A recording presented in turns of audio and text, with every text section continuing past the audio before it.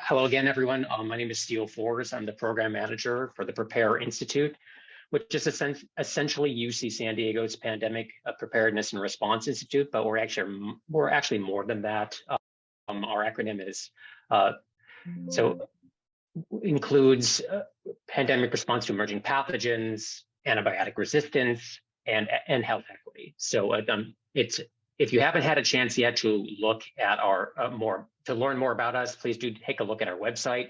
The URL is there in the chat for you. And then moving on, so today we're very pleased to have Dr. Ben Smarr presenting. He'll be speaking on the potential for augmenting public health through IoT. And Dr. Smarr is an assistant professor in the Su-Chen Jinlei Department of Bioengineering in the Halijodu Data Science Institute at UC San Diego. How was that, Ben? Was that passable? It was like a 7 or an 8, absolutely. Okay, great. I'll take it. That's great. All right, so a little bit more about Dr. Smarr. So Dr. Smarr's research focuses on time series analysis in biological systems. He emphasizes practical information extraction for translational applications. His lab develops novel approaches to get more information out of data generated over time and within individuals. His lab uses these approaches to increase precision in health algorithms, with a special focus on increasing equity of health tech efficacy over diverse populations. Dr. Smarr has received fellowships and funding from NSF, NIH, DoD, and many private partners. His background in biological rhythms and neuroendocrinology gives him a rare perspective into the current challenges for data science and engineering on biological systems. So with that, Ben, I'll go ahead and pause my share and you can take over. And just so everyone's aware, if you want to put questions in the chat, that's fine, but generally it's an open forum after the talk is done. Great. Okay, I'm going to share a screen here if I can. And yeah, happy to take questions afterwards. You all are seeing my screen, hopefully not too much Zoom stuff, yeah? Looks good. Great. So you see that my hair comes and goes in length. I want to cover a fair amount of ground today. So I'm talking about this in terms of potential for augmenting public health through Internet of Things. Internet of Things means your cell phone, your wearable devices, your smart refrigerator, even your car. And the punchline is going to be, we all generate a lot of data as individuals right now, even without any extra effort. Things generate data around us anyway. Because we generate those data, they carry patterns that have to do with how our lives are going and when that's changing. And so I'm just going to try to show you a few examples, starting with a few more specific stories, building into COVID response, and then surfacing some of the challenges and the opportunities going forward. Challenges, mostly biases in data, equity of access, this sort of thing, and then expanding beyond the sort of on-person devices that I'll start with. So with that, let me just dive in. I work with a lot of groups on campus, so I want to highlight the Center for Circadian Biology, one of the great centers for biological rhythms research in the world, actually, and of course, my home departments. Let me see if I can hide this screen here. So as I say, I want to start with a story. This was done with Quantified Self, which is a community of people that are interested in putting numbers on effects in their lives that they don't have tools for capturing otherwise. A lot of health stories, a lot of other things as well. This was actually having a participant who was going to come join us for a conference at UCSD a few years ago. And they were flying in from the Netherlands. And I work in, among other fields, network physiology. And so what that means is, you know, your heart rate's changing, your temperature's changing, your hormones are changing. They don't do this randomly. They do this with some coordination to each other if you're healthy. They all have to live in the same skin, so they all have to get to know each other.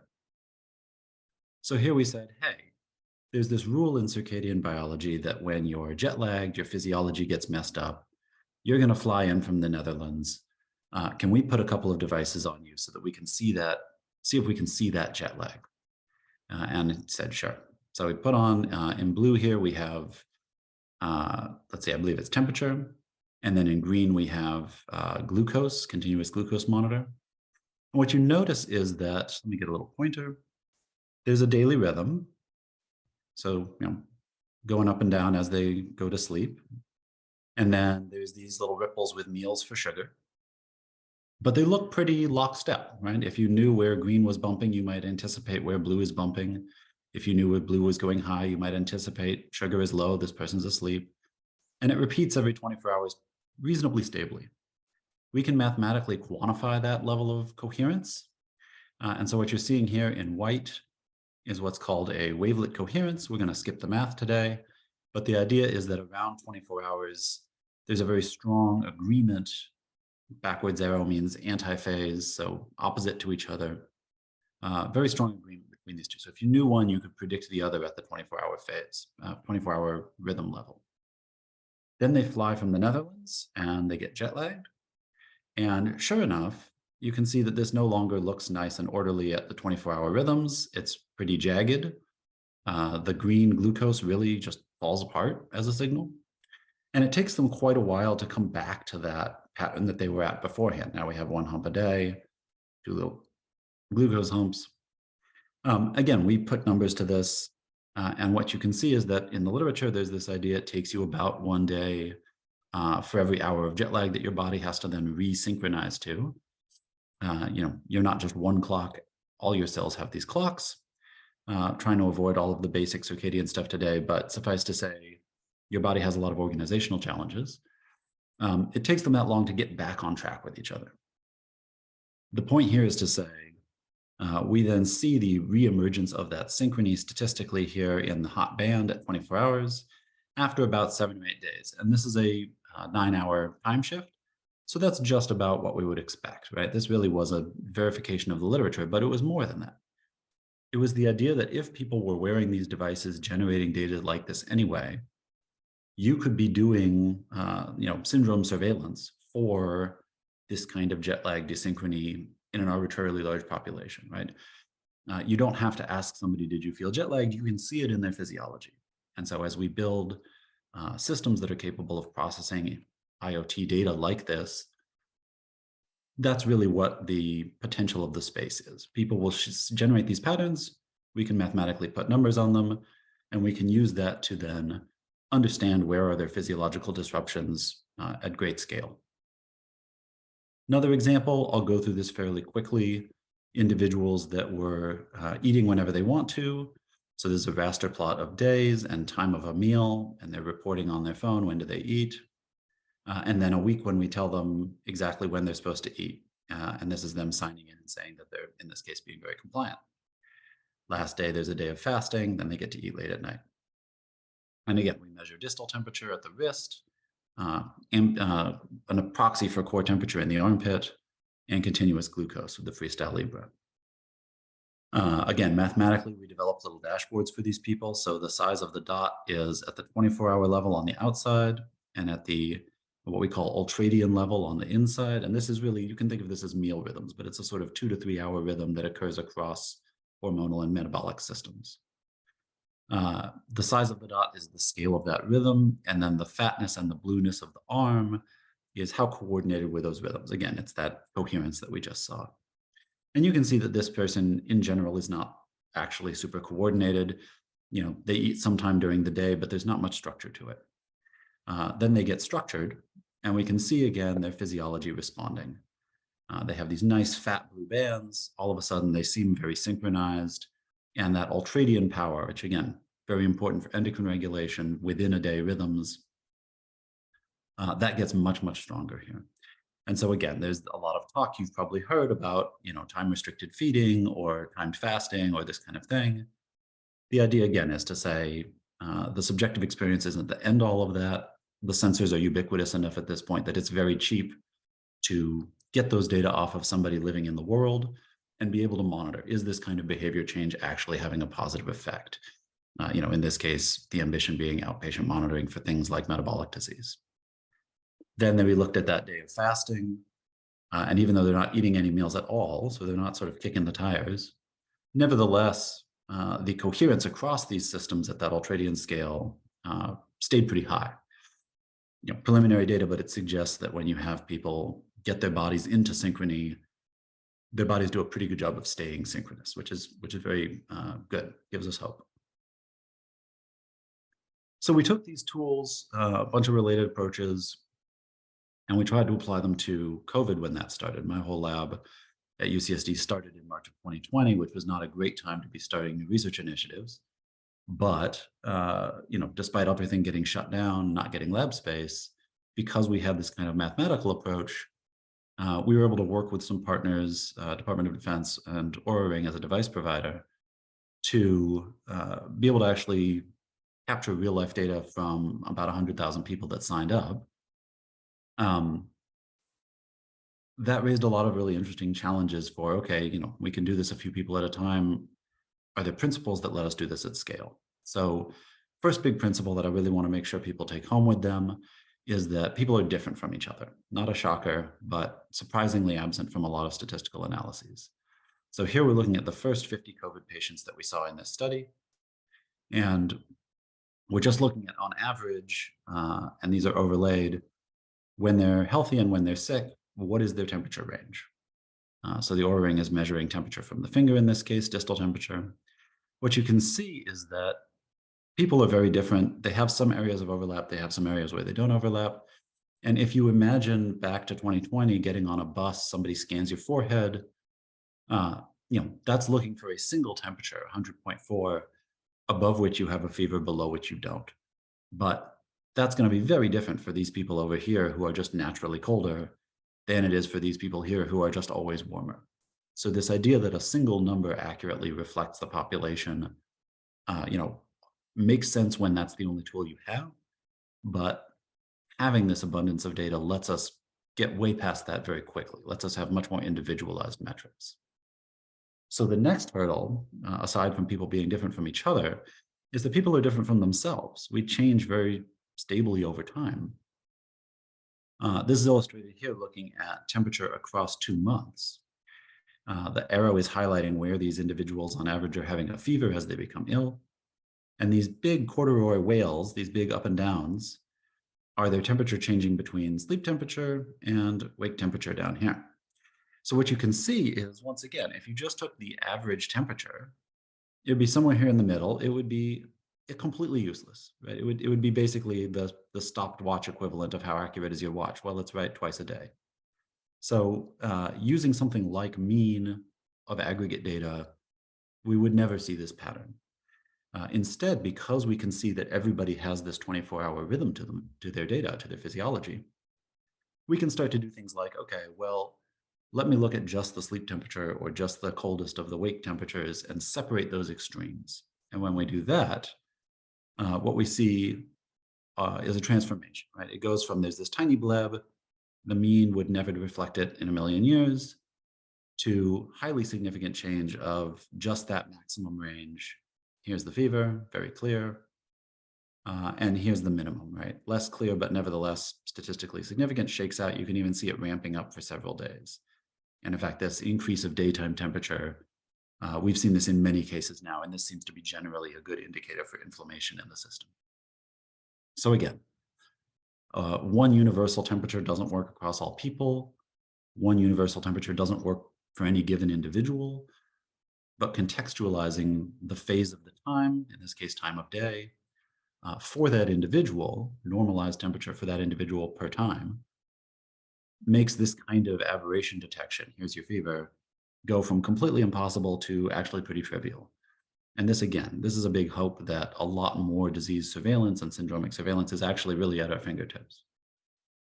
So we put this stuff together in pursuit of COVID detection systems. We ran a clinical trial in early 2021. When we were applying for funding, just for context, to remind everybody, the idea that wearables could help with disease was not obvious to most people. There's a lot of pushback on this idea.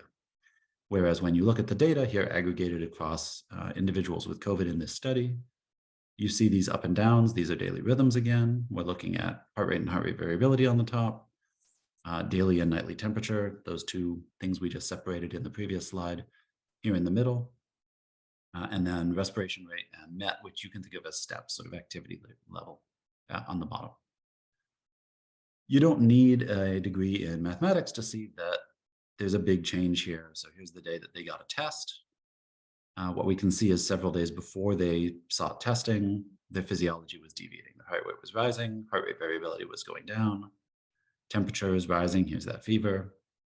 And then you can also see lasting effects, right? So right now, something that kind of surprises me is how little discussion long COVID gets. COVID has infected at least 1 or 200 million Americans, possibly more, certainly much more worldwide. And, it's killed probably or led to directly or indirectly tens of millions of deaths. But it also has something like a 20 or 30% rate of causing lasting change, lasting harm. You see this as soreness or shortness of breath, but you also see more extreme things. You have people that have persistent shortness of breath, or the damage happened in their pancreas and suddenly now they have diabetes, or it happened in their gonads and suddenly now they're sterile. 20 or 30% of hundreds of millions of people is a lot of people. And so there's going to be an enormous need for understanding who are these new chronic illness patients in our population, given that long COVID can impact us in very different ways depending on where the damage happens. We don't have sophisticated screening tools yet to understand who definitely has this syndrome. But that syndrome and others like it can start to be found in this kind of data. And I'm illustrating that just here in the bottom. For some individuals, they recover from their illness quickly. On average, what you notice is, for example, respiration rate stays elevated, sometimes for many weeks after infection. Similarly, activity stays low. They're not getting back to their normal daily routine for weeks, even just on average, right? So some individuals are faster, but some individuals are much slower. So having tools like this that allows us to say, okay, first of all, yes, we can definitely see when you're acutely ill. That's quite doable. That's actually fairly trivial. You might be able to imagine that this is put in service over populations. Hey, looks like a lot of heart rate and temperature rise is happening in Seattle today. Let's direct some resources there. I wonder if something's if there's an outbreak emerging. After that kind of acuteness, there's then the other side of it, where we could say, hey, of those people in Seattle that were part of that outbreak, which I'm making up, we can identify those individuals that have not returned to their individual baseline yet. Let's reach out and let's try to figure out what's going on. Can we do something preventive before that's debilitating for them? Again, we're not doing that currently. My point in this talk is to help raise the awareness that we could be doing that sort of thing. The technology is there. The distribution, the infrastructure, the equity, and the security are much bigger barriers. So getting away from disease for just 1 minute, we don't only want to know when things are bad, we also like to know when things are good. So the same approaches that we use here for COVID, we also use for women's health. Before I sort of let myself get drafted into service of COVID, a lot of my work was in women's health. Women's health is also extremely underserved. And so there was this issue of, could we use these wearable devices to tell when people were getting pregnant and monitor the health of those pregnancies? So I'll just show you a little bit of that here, but once again, very similar problems. Looking on average, even on normalized data, so people are normalized to themselves, so we don't have that across individual problem in this graph. Nevertheless, you can see that it looks pretty much like a flat line of temperature. Days is where most of the variance happens. And if you look very closely, you might notice that sleep temperature at the top sort of has these two humps and then stays high. And so if we zoom in on that, isolate it as a feature, in fact, what we see is that across individuals, we can see menstrual cycles. So after you ovulate, your temperature and your heart rate rise. So we see that in the data. They then come back down, you menstruate, or sort of menstruate here, come back down, ovulate, go back up. And then here they ovulate and go back up. Having been impregnated, they get higher and they stay higher. So we can see this onset. On average, we can see that onset faster than your off-the-shelf pregnancy test lets you see it. And, for a lot of people that might not know that they needed to go buy a pregnancy test, again, this kind of passive biofeedback could be extremely helpful. We're then pursuing this further and looking at monitoring pregnancy outcomes, but I'm not going to get into that here. The story is similar to COVID. There are acute events that we can see. There are long-term events that have to do with management that we can also see. the challenge is not making this kind of thing real. It's real now. The challenge is getting it to be integrated in a useful way for syndromic surveillance and smart public health.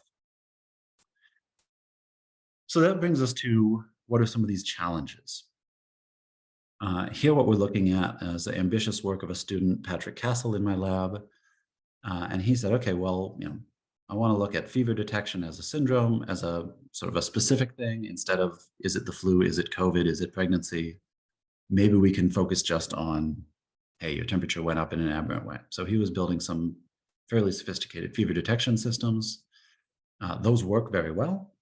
And then he said, okay, cool. Now that I've done that, I want to come back and I want to look at everybody. Remember, we have tens of thousands of people across 2020 with all of their data.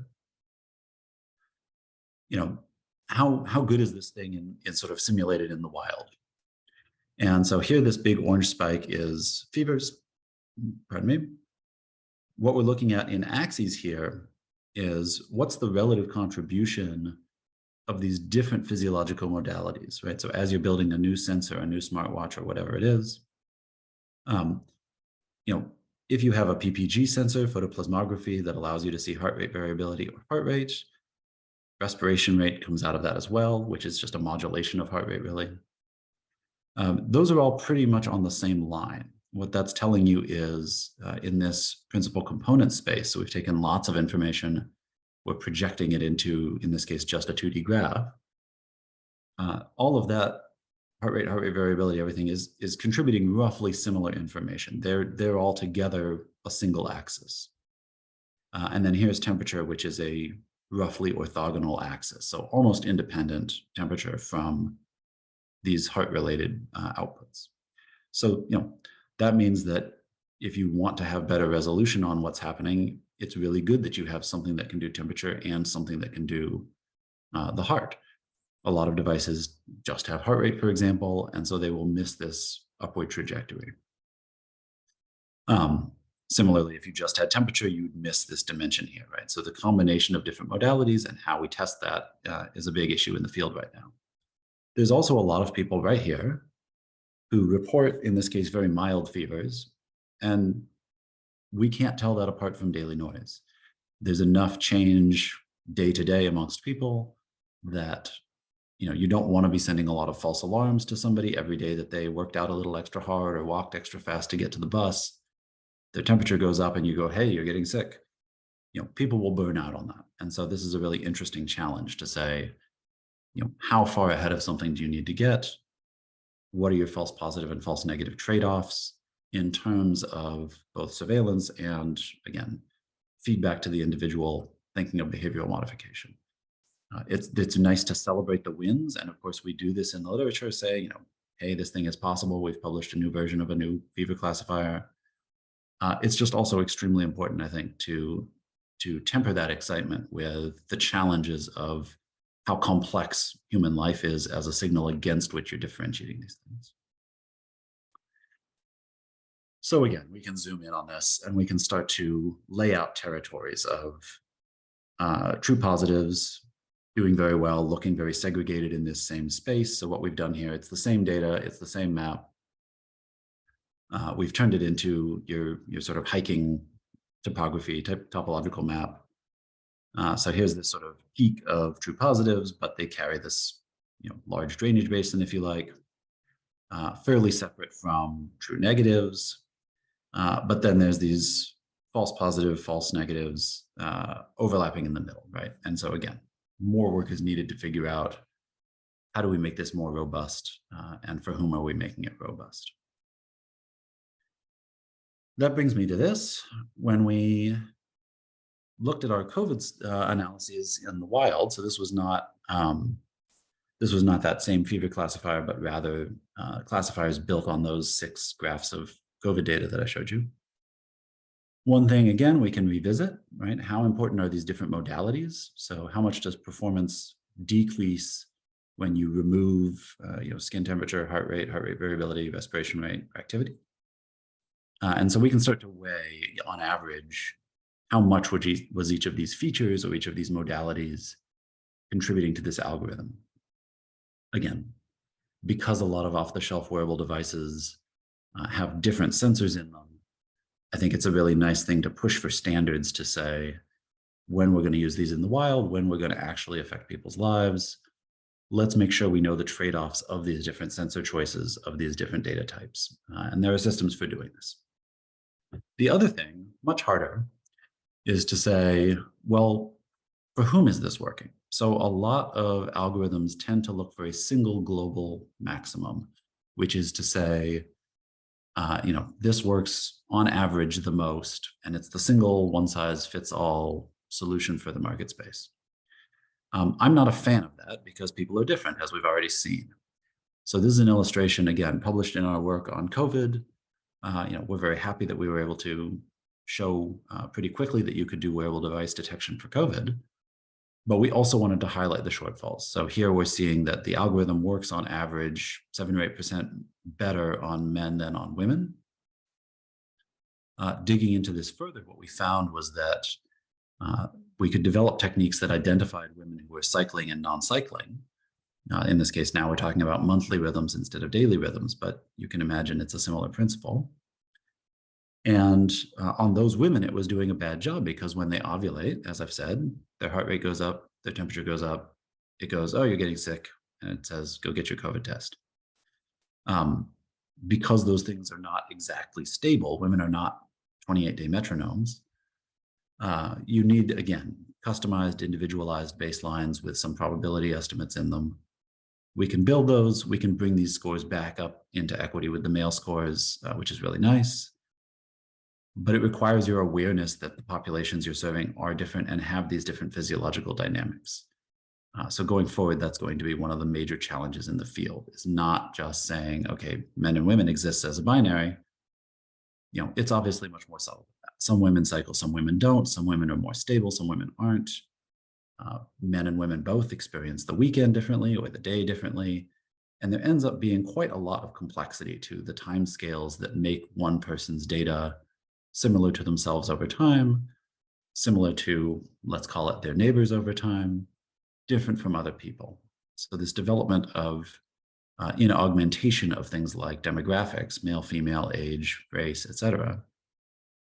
We want to add in data-driven sort of new demographics, which we might call physiotypes or something of that nature. This is very important. I've said that I study women's health. I want to just remind everybody, work from one of my mentors at Berkeley, Irving Zucker, and Anand Spiri, who's now a professor there, going back through reviews of very large numbers of articles, find that women tend to still be excluded from research as subjects. So what we're looking at here is different fields that from one of these reviews they've published, and there's, unfortunately, it's an ongoing series of these reviews because things are not actually changing rapidly. But in animals over here or in humans over here, what we see is that if there's only one gender reported, it's usually males, shown in red. Sometimes both genders are included. That's of course, that's a good thing, but it's not often an even mix. It's simply, yes, some females were included usually. The only field where females tend to dominate is reproductive physiology. And this reflects, an unfortunate bias in the framework of how experiments are carried out, that women are different because they ovulate or get pregnant or something like that, and that other aspects of health, basically should be the same as male. And of course, by now we know that's not true. And so reminding people to try to have this inclusion, but also to try to analyze these groups independently. And I think in the future, map out what are those dynamic physiotypes that really identify people as similar or different with better resolution than just sex, should be very helpful in overcoming this burden. We've published a number of analyses now that try to numerically look at, is it true that males and females are in fact statistically more variable than each other? And it is true. The males tend to be more random than the females. Females tend to be more structured in time. So we've probably been looking at this backwards, if anything. But I think the pragmatic solution is not exclude anybody because it makes the statistics hard, but rather include everybody, statistically analyze them appropriately, and let's make sure the science is serving everybody. One way we can do that is, again, IoT, right? So this is now to say a lot of these studies are done because statistical power is something people are worried about. That's only the case when your data are very small, right? So in hospitals in the US every year, we have about 2.5 measurements per person, basically 7 billion tests over 3.5 hundred million people, or 300 million people, depending on how you slice it. Wearable devices, at a conservative estimate, are generating tens of thousands of times more data than hospitals are per person. And that kind of data availability, without looking at your Facebook posts or your email frequency or your Twitter post timestamps or your learning management system school stuff, just the wearable devices alone is clearly going to grow faster than the number of hospitals will grow. So the data in the real world vastly outstrips what we have in the sort of standard clinical framework. That's a challenge because these are not clinical standards. But I think that it's kind of crazy not to try to figure out where is the information within this vast, sudden abundance of data that lets us do a better job of just capturing naturalistically. Okay, what do men look like? What do women look like? What do old people and young people look like? How can we get past these very broad categories into much more data-driven, nuanced categories? So I'm going to pivot here away from wearables for a minute so that I can talk about some of these ambient data, some of these data that we just generate anyway. Here we can start to, I'm sorry, this is me continuing physiotypes. Let me just round that out. Again, the idea that there are women who are non-cycling, this is temperature across days, this looks kind of like noise. These are 10 males, 10 females. They're pretty indistinguishable. But hey, here's 10 females that we can align by cycle time, and we can see, okay, they're warm, they're cool, they're warm, they're cool. So just saying males, females really doesn't capture this, right? We need these physiotypes to capture what kind of male, female, what physiological dynamic are we interested in? Okay, so ambient data. These are data that show a nice daily rhythm. They show a difference between males and females here. Males tend to stay up a little bit later at night. They tend to be a little bit less similar to other males. And so that average stays higher. It never dips as well. Shows age differences, shows seasonal differences, and I'll expand on this in a second. But these data don't come from wearable devices or any effort at all by these individuals. These were scraped out of the campus learning management system. And so when an individual logs into Canvas, for example, this was actually done at Northeastern Illinois University, but it's the same thing as Canvas. They generate a timestamp. And people tend to generate timestamps that are roughly consistent over time. And if you look on days of classes, as I'll show you shortly, it's very masked by that social demand of classes. If you look on the days when they're not registered for classes, they actually reveal a pretty good individual biological signature. And so when you watch somebody across a semester, say, you can start to build these maps very reliably. Okay, this person's here, men are more active here, women are more active here. For age, here we've colored it by decade of life. NEIU is the most diverse institute of learning in the Midwest, and it is community serving in the Chicago area, and it has this very broad capture of ages, all the way up into the 80s and 90s. Here we've just done decades of life, teenagers, 20s, 30s, 40s, 50s. And the fact that this makes this nice rainbow here, helps us see that just like we'd expect, older people are getting up earlier, and these data reflect that with pretty good fidelity. Similarly, things that are hard to study and don't have standards emerge. So here at the bottom, we're looking at seasonality. We're looking at the difference between fall and spring semester. So in the fall, days are getting shorter, and we see that there's this consolidation of activity towards the middle of the day. Whereas in spring, in red, days are getting longer, and we see that activity tends to start to spread out into the evening and the morning, consistent with this idea that human behavior is modulated by these natural rhythms. So as I said, we can take this not just at the level of the population, but all the way down to the individual. And we can start to rank people based on the phase of when are they most active, what we would call the chronotype. So here you can notice most people are very inactive between midnight and 6 a.m. They're asleep, presumably, right? I don't know them. I don't know anything about them. but just from their activity, I can guess that they're probably asleep here. And that's consistent with our expectation. And then you can see there's some morning types, there's some midday types, there's some night owls maybe. And so even though these are fairly low, coarse data, low grain, even though I don't really know a lot about these people, because there's so much data, because it already exists, with no funding, without any great effort, we can start to build these personal predictive models of when is this person most likely to log into their class system. We can then go back to that jet lag where we started, and we can say, so here's Aaron Shermer, my friend and collaborator at NEIU. I showed you jet lag on an individual initially, and of course, I think you all know jet lag feels unpleasant, right? None of us enjoy that. There's good literature to believe that shift work, which is just sort of prolonged social jet lag, is also really bad for most aspects of health: cancer, osteoporosis, early onset of dementia, all kinds of things. So we might want to know, is jet lag happening in the real world? Is it happening to lots of people? Amongst those lots of people, to whom? And when we see it, does it really correlate with negative outcomes? So these learning management data give us one example of that. So here again, people are mostly asleep 0 to 6. We see this range of chronotypes. Here I've made up some little bird cartoons. So you're a morning lark, you're a daytime finch, or you're a night owl. And we can compare that in the same students in the same order to the day of classes. So again, this is days when they're registered for classes, or not registered for classes on top, and when they are registered for classes on the bottom.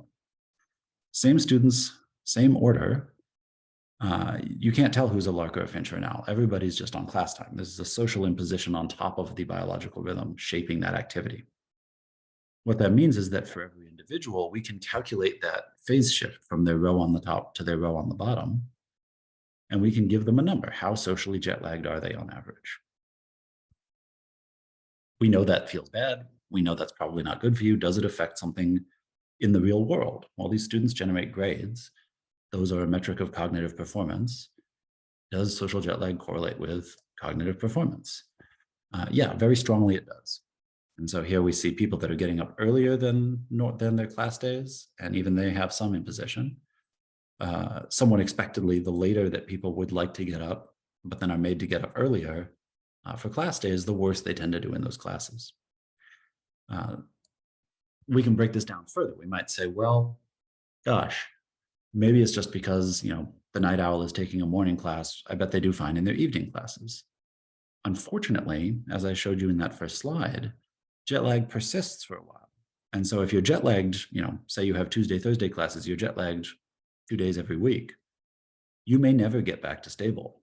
And consistent with that, what we find is that all of the students do worse in morning classes. So here we have time of class, type of person, and then little cartoons for those things. And the stars are significant differences. And what we see is that everybody does worse in the morning. The later classes, everyone does better. And yet owls always are doing worse.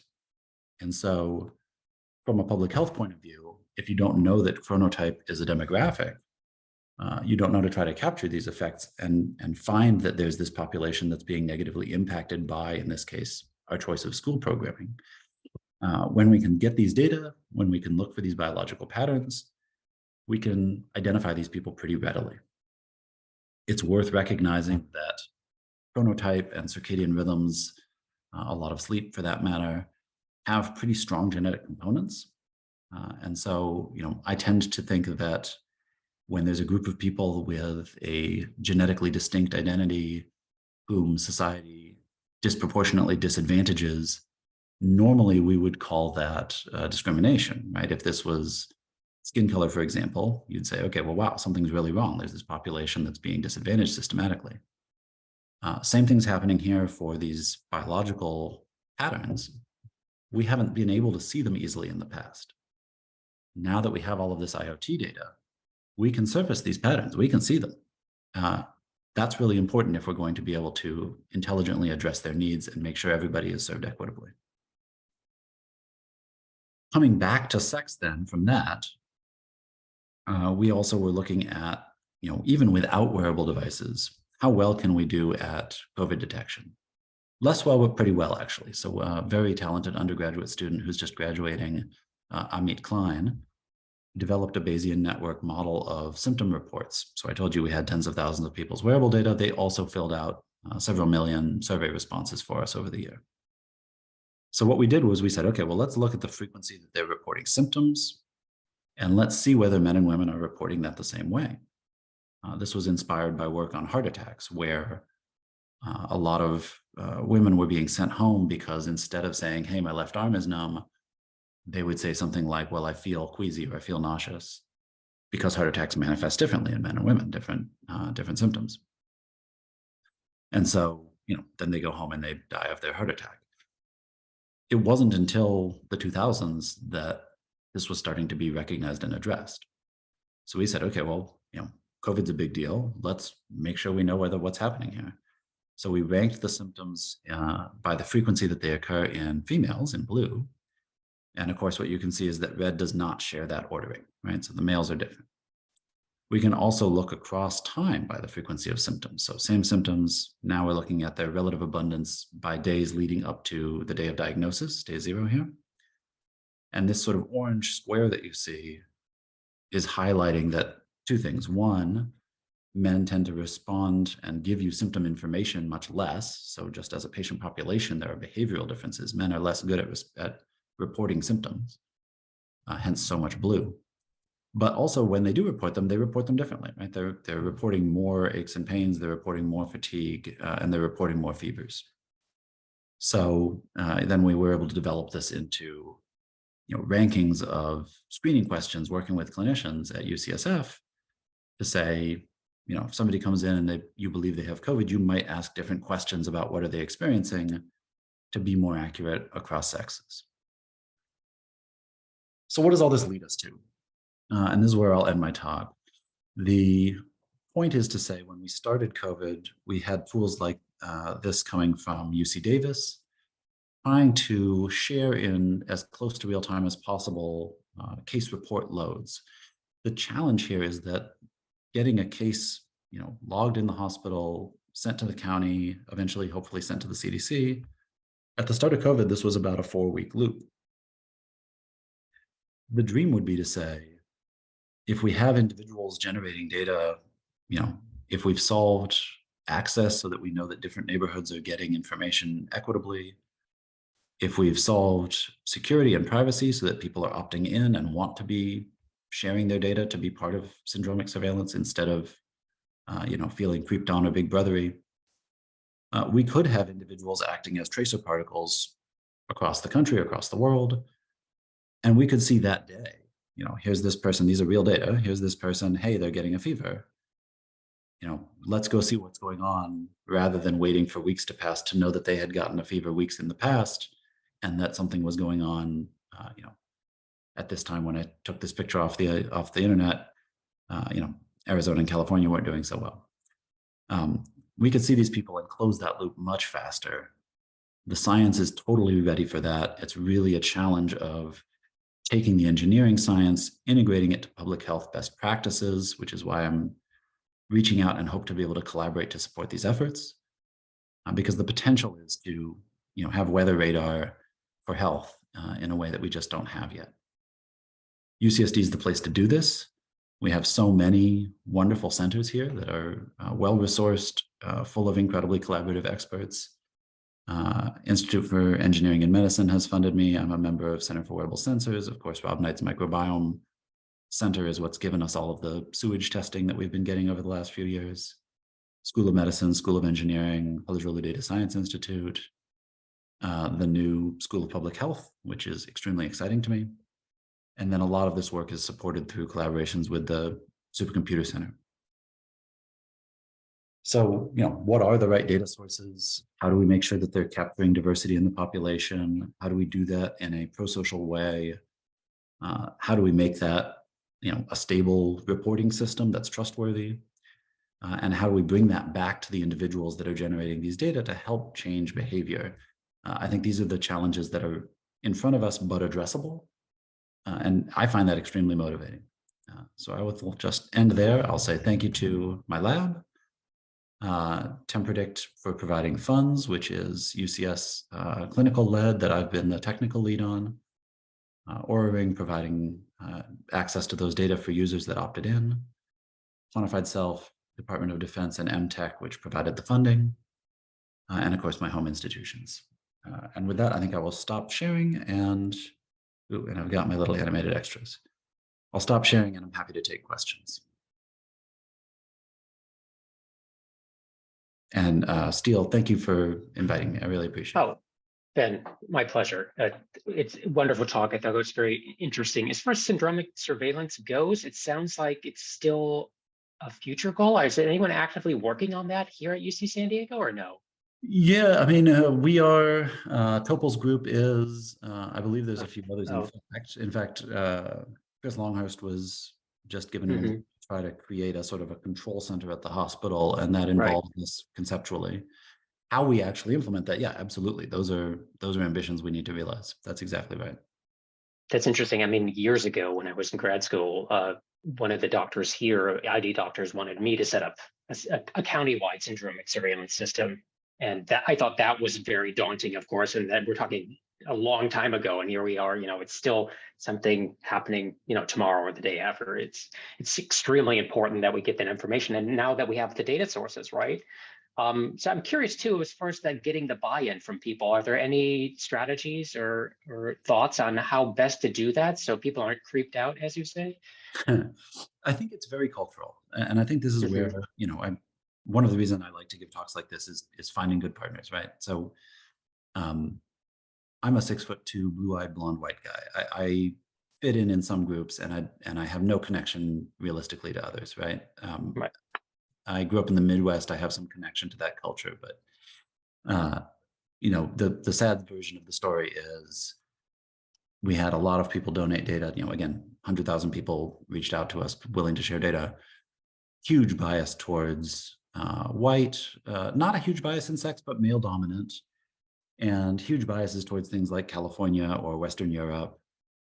And meanwhile, at the same time, down in Imperial County, at the border here, the COVID rates were 10x what they were in La Jolla, right? As Sure. hugely more burdensome. And we even wrote a Smart and Connected NSF grant to try to reach out. And it was just nothing we were able to get traction with, right? What we need is embedded community partners that have trust, have earned trust within those communities so that we can even start to have those conversations. The feedback we got was, you're the 50th person from UCSD to think you're cool by saying, hey, come tell us your story. We go and tell a story. We never get anything from it. So, screw off, right? Totally Right. understandable that there shouldn't be that kind of a relationship. So how do we do a better job of building trust is a big part of this. One of the ways I've tried to address that is I'm building collaborations with minority serving institutions. So NEIU is an example of that. They're deeply embedded in Chicago. They not only have much larger representation of Hispanic and African American, but they have, unbelievable students who are war refugees from Syria and have come over here and are trying to get their education. And I mean, just incredible, enduring people. Getting to meet them, getting to work with that university, saying, how can resources from UCSD strengthen, for example, data science training so that you can bring that back to your communities? I think that's one of these opportunities. That's great. I mean, and then, we're all working so hard to find the solution, but as you said, it's going to be more localized or, it'll be at the most maybe a trial in the county, but then we have to build the tapestry county by county to the country. So it's just a huge undertaking, extremely important.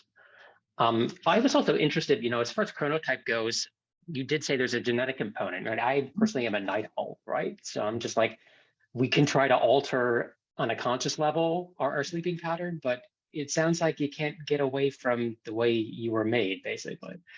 The evidence suggests that that's right. So, one version is, for example, if I fly to France, eventually I get onto France time. But if I'm an early type here, I'm probably going to end up an early type in France.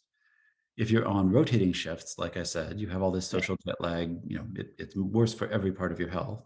Right. But if you're on a stable shift, I just always work the midnight shift, let's say, right? I'm not as bad as the version of me that's on the rotating shifts, but I'm worse off than the version of me that isn't on the midnight shift. So you don't just become that new stable time. Okay. That's great. Anyone else, any questions? Please feel free. Gene, I'm going to put you on the spot. Oh, Sanjay has a question in the chat. So let's, Okay. Is did you chronotype see that? associated with personality? That's super interesting. Hmm. And it's a little bit circular, right? So I want to make sure that I would be very clear to say causality is very challenging in this case because of the fact that, for example, we know that late types have more trouble in school even as young kids, hence the push to delay school start times, which CCB has had quite a bit of success in. Proud of that. The problem compounds, right? So you say, okay, well, kid wants to get up later. I'm not letting them. They're kind of cranky. The teachers give them a hard time. They don't put them in the advanced placement class. They're feeling a little disenfranchised by the time they get to high school. These things snowball, right? And so it's reasonable to assume that if your brain is growing up with a different alignment to the world, it probably reinforces different traits. It's reasonable to assume, the old joke is all the night owls that end up in computer science and theater, I guess, right? But of course, is that real? Is that biological fate? I don't really believe in biological fate in that way. But are there predispositions that are reinforced by that interaction with the environment? Probably. Again, I think the question is, given that complex landscape, historically, you had to say, well, look, everybody just needs to synchronize their mechanical watches because how else will they know what time it is, get to work at 9? We don't live in that world anymore. We have enormous amounts of customizability. We've been doing remote learning and remote talks like this for years now. How do we take advantage of that instead of just complain that it's not standard, right? How do we do a better fit to the much more complex human landscape? And so chronotypes, I mean, as far as this has really become more of a thing because there's more available data, right? It's the Internet of Things. So like say 10 years ago, there were a few people discussing it, but now it's much more prevalent. Is that correct? That's exactly right. So, and in fact, I Okay. was one of those people. I used to tape things to my body and demonstrate that I could see these rhythms in different conditions, and give myself ulcers from, or sores from using a device too long. Can't recommend you try it at home.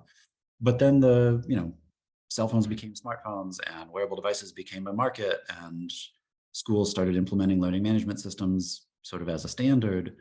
So yeah, it's absolutely been just sort of 10 years of this explosion of possible data. I work with Intel, for example, and they have huge amounts of data on just device diagnostics, nothing personal at all.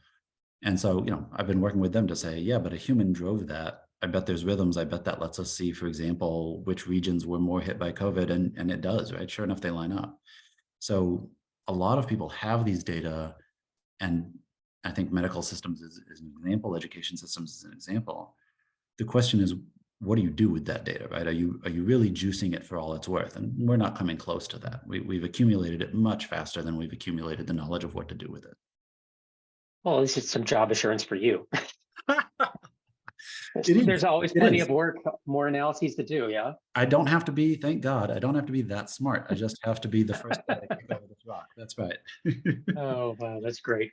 Anyone else have any more other questions? Please feel free. Gina, I was going to Yeah. put you on the spot, but don't worry about it if you Yeah, don't no, have no, one. I do.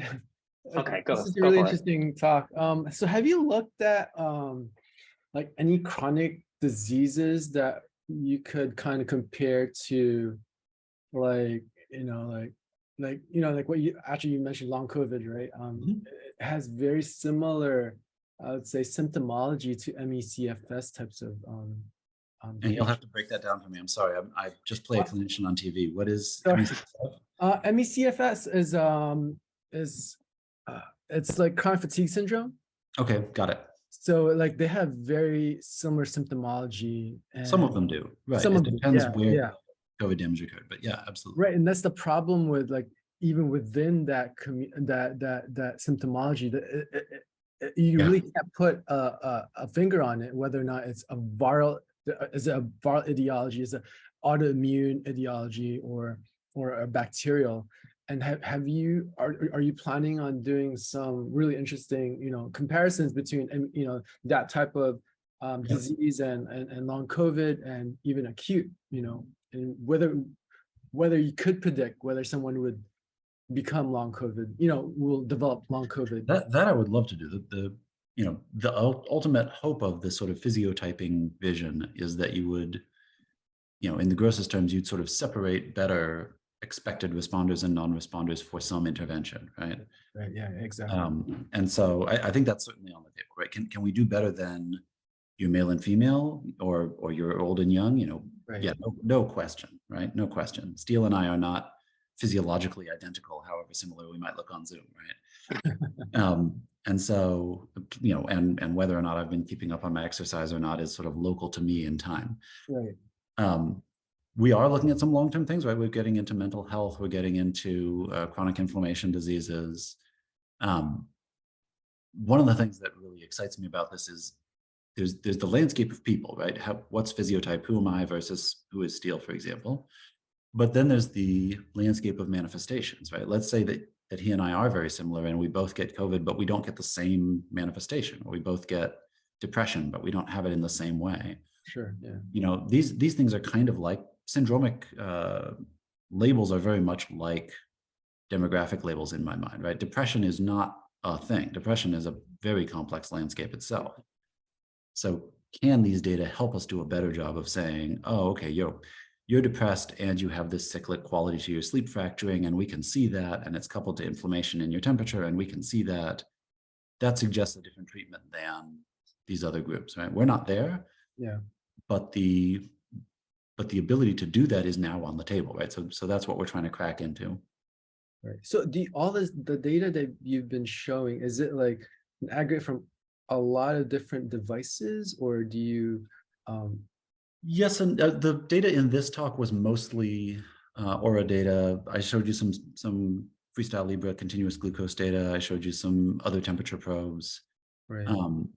The lab works with whatever it can get its hands on. So we have this data from TempPredict, which was Aura data. We have about 10,000 Dexcom user data. We have millions of Intel device data. You know, we have a sort of growing library of interesting sources of data. And then that's really nice, because, you know, one thing I didn't get to talk about at length is when you make an algorithm with sort of a global maximum, you don't necessarily know if that global maximum is just specific to that data or even that data structure, you know, the database, if you like, as opposed to actually it's a physiological thing, right? So, for example, convincing people that, you know, I see the daily rhythms and I expected that, and of course I'm going to see it in heart rate and temperature and online activity and whatever else.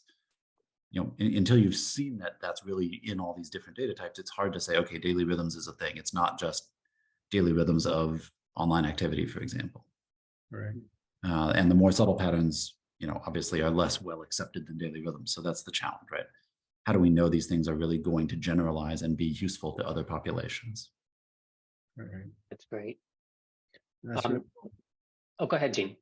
No, I think it was a really fantastic talk. So really Cool. enjoyed I it. appreciate it. Yeah. And Sanjay has his hand up, and I think we'll wrap after that. So I gotta go, but Yeah. thanks, Gene. Thanks, Gene. Yeah, great talk, super interesting. Cool.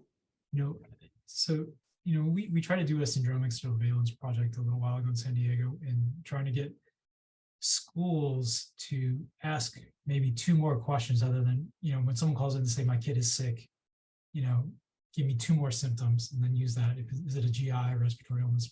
We couldn't get people to do it, and it kind of boiled down to is like, there's a threshold amount of work that's needed for people to share data, and wearable seems like that takes it away, right? So that's not the issue. So the issue has to be privacy concerns must be the biggest thing. And I'm just wondering if there's, what sorts of creative ways have you guys thought about to kind of alleviate those concerns? Because nothing needs to be individual level, right? Like it's. I don't know. I mean, so sorry. I think you asked a bunch of questions actually, but you know, maybe you can email me and we can get coffee sometime and talk it out. That would be fun. I think getting the information back to the individual is actually a big part of the payoff, right? So a lot of the compliance that we've had success with is individuals say, you know, okay, I care about COVID, I'm willing to donate my data, you know, but I want to get an alert if I'm getting sick, if I'm going to be part of this study, right? And so rather than say, can you please take on an extra burden for society, we try to say, you know, can you sort of be selfish about this, but share that selfishness, right? In the way that I might share pictures of what I'm eating, and that gives rise to food blogs as a thing, right? Or I might review a restaurant that I liked, but then that affects whether you want to go to that restaurant or not. to the extent that we can get people to do that, that's great. There are still lots of issues of self-selection, right? People had to want to get a device. They had to want to be involved. They had to feel important enough, or that their voice counted enough to believe they should be part of a survey. Those are pretty culturally specific assumptions that we can't just make for everybody. And so, again, I think there's a lot of work to do to say, what are the right sort of cultural, educational efforts that we can make to bolster these things, so that it's not just, enabled, enfranchised, confident people like me that go, of course, somebody wants to hear about my symptoms. How do we get that into a broader world and make sure those people are, the people that are less vocal are nevertheless getting served? Yeah, that makes sense. I think it's funny, I think about myself in this situation, and there's definitely an age gap. Like I don't use Facebook. I don't share anything at all. And, I mean, I don't use Facebook. I don't do social media either. It's the kids I know, my son and his friends will share anything. yeah. Yeah. I think that's, weirdly, I think that's kind of an opportunity. And I'm sorry, I know we're over time. I'm late for my faculty meeting, but that's all right. This is fun. The generational thing is real, right? So it's definitely the case that younger people are more likely to say, "You're stealing it anyway. Why would I care? Have it." I think the opportunity again is to say, okay, but how do we get away from just sort of people who already use Facebook and are cynical about privacy to people with, again, thinking of the border populations, very legitimate personal and family security issues that stop them from just wanting to share their location, for example, right? How do we make sure that sort of like when somebody has a drug problem and comes into the doctor's office, that doesn't just mean they're going to go to jail and so they don't seek treatment, right? We need to find ways to do this where the data are segregated so that they are for public health service and not, ratting people out one way or another for something someone else wants. That's not a science challenge. That's not my field, but it's clearly needed to get this into the world. Yeah, I think, I know we're running over too, but I think there may be a science problem in there as well. Well, let's talk about it. I want to make sure I respect everyone else's time as well as the faculty that I'm coming in late for. But well, I definitely think you two should chat offline. Yeah, exactly. Yeah. Please reach out. Just a few closing words, and Ben, thank you so much. I know you thanked me, but no, this was fascinating, and it really just opened my mind to the possibilities and all the work that there is to do. I mean, it's just amazing, and I would love to have you back. Should you have any more developments in research, or there's movements in the field, that'd be wonderful. So okay. and then as far as the talks go, they're every month. We don't actually have a speaker lined up for next month, but I'll get to that shortly, and then we'll send those details out. But please do participate in these, attend them when you can. It's super important, and it's a great public profile for the Institute, and we're very grateful for you, Ben, and your time today. So I won't hold anyone else up yet. Fascinating talk. Great. I wish everyone a great day, and take care. Thanks so much. Bye-bye. Take care. All right. Cheers. Bye-bye.